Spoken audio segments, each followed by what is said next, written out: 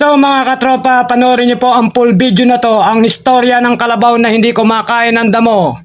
See you, watch this. Pare! O bakit pare?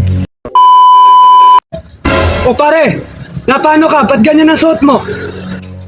Kasi pare yung kalabaw ko. Eh ano problema sa kalabaw mo?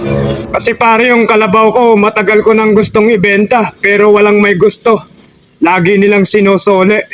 Eh baka mahal mong ibinebenta. Hindi pare. Eh magkano ba kasi pare? 3,000 lang pare. Ano?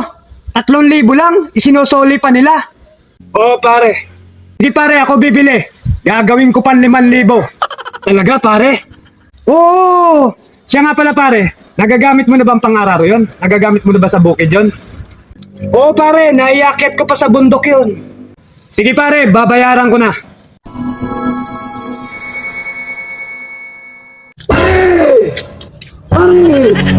O bakit pare?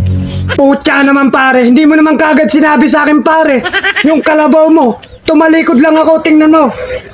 Hindi pala kumakain ng damo. Damit ang kinakain. Mauubos ang damit ng pamilya ko dyan sa kalabaw mo pare. Kaya pala hindi nakapagtakang sinusoli sa kalabaw mo. Hindi kasi nakain ng damo eh. Damit ang gustong kainin.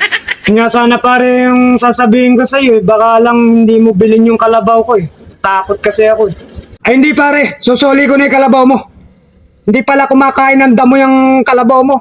Gusto niya damit, ayaw pa niya ng ukay-ukay. Gusto niya yung mamahalin pa. Putya naman kalabaw yan. Aka na pare yung 5,000 ko, soli ko na yung kalabaw mo.